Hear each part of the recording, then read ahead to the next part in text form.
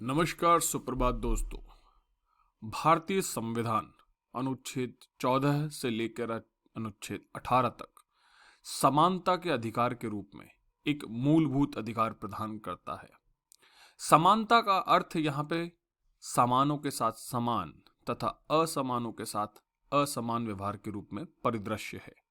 ये एक विशेषता है और इसी विशेषता के अंतर्गत अनुच्छेद 15 और अनुच्छेद 16 ये विशेष उपबंध के लिए शक्ति प्रदान करते हैं किसी भी संसद को और विधायिका को कोई कि वो कानून बना सके और असमानों के साथ असमान व्यवहार के लिए कोई विशेष उन्हें लगता है कि कुछ विशेष व्यवस्था की आवश्यकता है, विशेष व्यवस्था की जा सके। इसी व्यवस्था के अंतर्गत या इन्हीं संदर्भों के साथ में एक व्यवस्था आई आरक्षण की। आरक्षण की व्यवस्था का उद्देश्य था कि समाज में जो पिछड़े हुए लोग हैं, अब पिछड़े किस रूप में, सामाजिक एवं शैक्षणिक आधारों पर जो पिछड़े हुए लोग थे उन्हें एक लेवल प्लेइंग फील्ड प्रोवाइड की जाए जिससे कि वे अपने विकास को सुनिश्चित कर सके। हाल ही में economic weaker section EWS category, जिसमें कि आर्थिक आधार पर भी आरक्षण की व्यवस्था की गई है। यद्यपि यह EWS जो आरक्षण है सुप्रीम कोर्ट में विचाराधीन भी है, जिस पे चर्चा चल रही है और सेंटर द्वारा अपने जो पक्ष या विपक्ष जो भी विचार हैं, जो भी उनके तर्क हैं, वो प्रस्तुत किए जा रहे हैं। हाल ही में महाराष्ट्र में जो लोकल बॉडी इलेक्शंस हैं उसमें OBC आरक्षण प्रदान किया गया और उसे सुप्रीम कोर्ट ने क्वैश कर दिया, समाप्त कर दिया। क्या तर्क दिए, क्या तर्क नहीं दिए, क्या तर्क सही हैं, गलत हैं, सेंटर और सुप्रीम कोर्ट इस विषय पे किस तरीके से अपनी बातचीत कर रहे हैं, क्या तर्क दे रहे हैं, क्या तर्क नहीं दे रहे हैं, और भी ऐसे बहुत सारे मुद्दे हैं। इन सभी बातों की चर्चा करूंगा मैं। नाम है मेरा ऋषि सुधांशु पांडे, प्राउड इंडियन हूं, इसीलिए इन सभी बातों की चर्चा कर रहा हूं क्योंकि पूरे देश में जितने भी लोग हैं, जितने भी युवा हैं, उन्हें वस्तु स्थिति की जानकारी होना बहुत जरूरी है। निर्णय निर्माण आपका अपना अधिकार है, निर्णय आप स्वयं ले सकते हैं क्या सही है क्या गलत, परंतु तथ्यों का आपके सामने उपस्थित होना जरूरी है।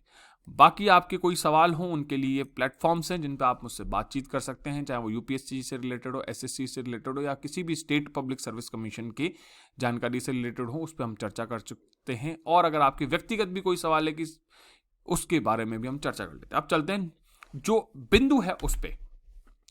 Government to seek review of supreme courts OBC quota ruling. मैंने अभी आपको बताया कि महाराष्ट्र में OBC कोटा जब लगाया गया लोकल बॉडी इलेक्शन में तो उसे सुप्रीम कोर्ट ने क्वैश कर दिया, समाप्त कर दिया, मना कर दिया। तो गवर्नमेंट इसी के रिव्यू के पीछे पड़ी हुई है। गवर्नमेंट चाहती है कि सुप्रीम कोर्ट इसको रिव्यू करे। अब देखो, पहले रिव्यू की जो बात है, ये देखो न्यूज है द वीक की। Centre considering moving review petition in SC to allow reservation of OBCs in local body polls. Panchayati raj व्यवस्था है, local body panchayati raj 73rd 74th amendment है, तो ये 74th अमेंडमेंट की बात है। लोकल बॉडी पोल्स जो है उसमें OBC रिजर्वेशन को अलाउ करने के लिए सेंटर विचार कर रही है कि उसे एक रिव्यू पिटीशन लानी चाहिए या नहीं। अब देखो, सबसे पहली चीज की रिव्यू पिटीशन क्या होती है।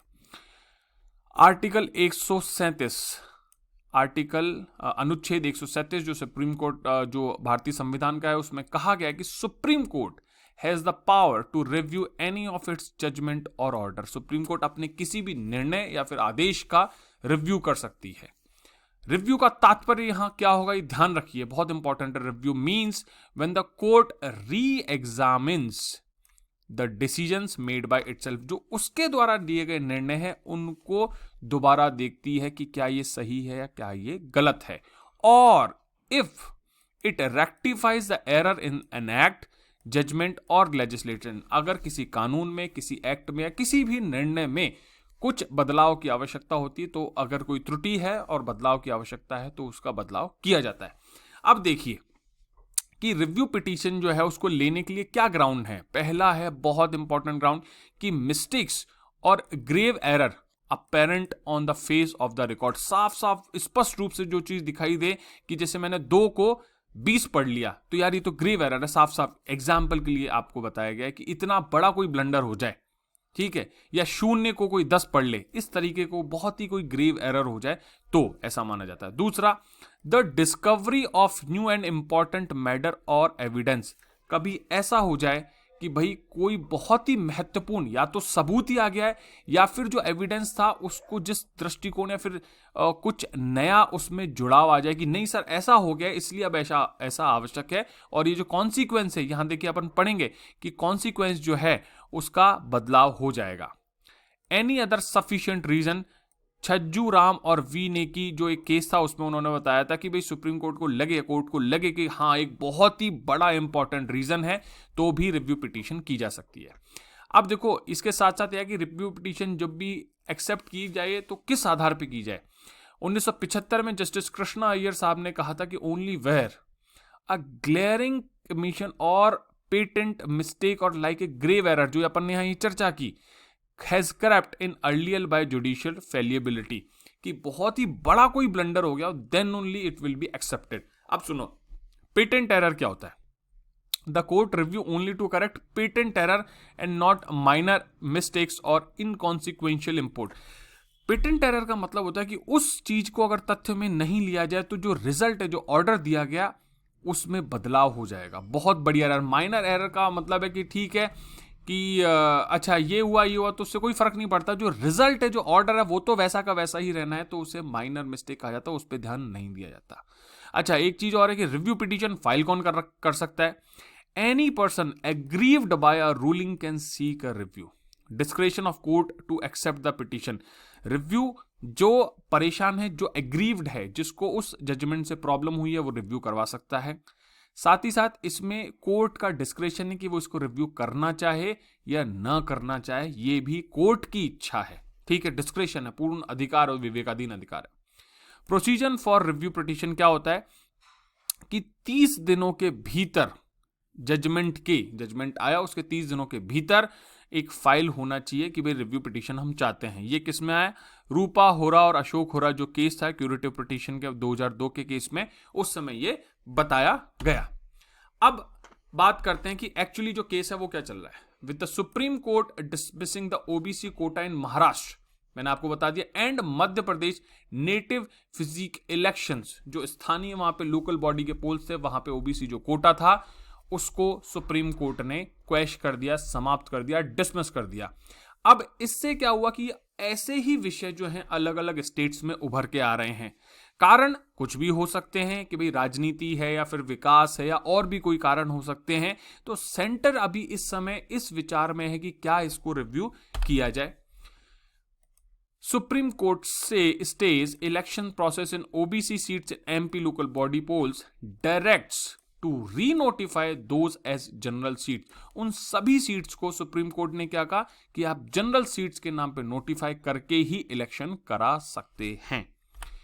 दो the plan is at a nascent stage, बिल्कुल शुरुआती दौर पे, क्योंकि अब प्रारंभ में क्या भाई करना चाहिए नहीं करना चाहिए, but still centre is contemplating, मतलब सेंटर विचार कर रहा है। Objecting the ruling on sure grounds, उसके ग्राउंड्स बहुत स्ट्रांग है। आगे देखिए क्या, Whereas questioning the highest courtrooms, Krishna Murthy judgement of 2010, Krishna Murthy judgement था 2010 में, जिसमें कि एक ट्रिपल टेस्ट दिया था सुप्रीम कोर्ट ने इस संबंध में। किसके संबंध में? The foundation of the OBC quotas in Maharashtra and Madhya Pradesh being struck down. देखो जो भी ट्रिपल टेस्ट दिया गया था कृष्णा मूर्ति जजमेंट 2010 में, उसी के आधार पर जो ओबीसी कोटा दिया गया एमपी और महाराष्ट्र में, उसको समाप्त किया गया। अब बात आती है ट्रिपल टेस्ट क्या होता है भैया, तो बताते हैं आपको ट्रिपल टेस्ट क्या होता है। ट्रिपल टेस्ट, इसमें 3 लेवल अलग अलग 3 कंडीशन दी गई हैं कि जिससे आप श्योर करो कि कहां भी ओबीसी कोटा से दिया जा सकता है। The triple test includes setting up a dedicated commission to conduct a contemporaneous, rigorous empirical inquiry। कहने का मतलब है पूरी सूचना चाहिए, पूरे तथ्य चाहिए, पूरा डेटा चाहिए और पूरे आंकड़े चाहिए। इसी के आधार पर आगे कुछ किया जा सकता है। Into the nature and implication of the backwardness as regard local bodies within the state। अब देखो local bodies के नाम पे चाहिए, ध्यान रखना।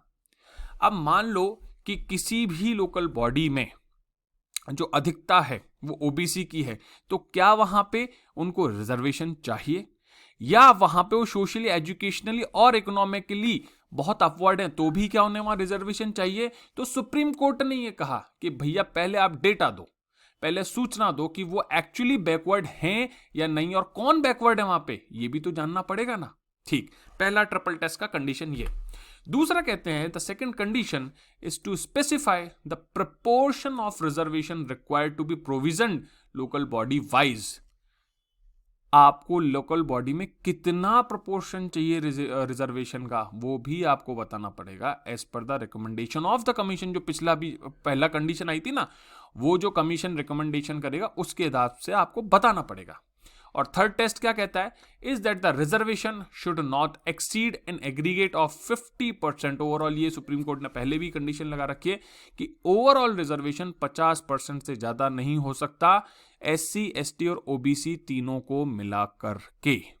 तो ये 3 ट्रिपल टेस्ट की कंडीशन है। अब सेंटर ने क्या कहा है कि it is concerned about the matter and is examining the issue in its entirely taking into account to the opinion of all stake holders. कि भैया हम चिंतित हैं इस विषय पे और हम कोशिश कर रहे हैं, समझ रहे हैं, पहचान रहे हैं कि क्या क्या किया जा सकता है। तो हम जितने भी स्टेक होल्डर्स हैं उन सबसे बात कर रहे हैं, जैसे मिनिस्ट्री ऑफ पंचायती राज है, पार्लियामेंट्री अफेयर्स है, the department of legal affairs and the ministry of home affairs. ये सारे डिपार्टमेंट जो उनसे चर्चा चल रही कि भैया क्या किया जा सकता है, कैसे कर सकते हैं। इसके साथ साथ सुप्रीम कोर्ट ने महाराष्ट्र वाले केस में क्या कहा? Directed the state election commission, जो स्टेट इलेक्शन कमीशन था उसको ऑर्डर दिया कि भैया आपने 27% की जो सीट जो बुक की थी OBC के लिए रिजर्व की थी, उनको आप साफ साफ बदलो। लोकल बॉडी में which were reserve for the other backward classes, जो आपने रिजर्व की थी उनको जनरल कैटेगरी के नाम से लगाओ, तब जाके जो पोल प्रोसेस है उसे आगे बढ़ाया जा सकता है, अन्यथा आपकी जो चुनाव है उनको हम स्टे करते हैं। देखिए, एक छोटा सा सवाल छोड़ के जा रहा हूं, आपको क्या लगता है कि इस तरीके का रिजर्वेशन कितना उचित है? क्या दिया जाना चाहिए, क्या नहीं दिया जाना चाहिए? और अगर दिया जाना चाहिए तो किन आधारों पर दिया जाना चाहिए, या फिर कैसे ही दे दिया जाना चाहिए? और एक महत्वपूर्ण प्रश्न है कि संसद में अभी तक महिला आरक्षण विधेयक बिल पास नहीं हुआ है। क्या समस्याएं हैं, क्या कमी है? क्या उनके पास ताकत नहीं है? क्या उनकी कोई सुन नहीं रहा? कुछ तो है। जवाब देने की कोशिश कीजिएगा। जय हिंद, जय भारत।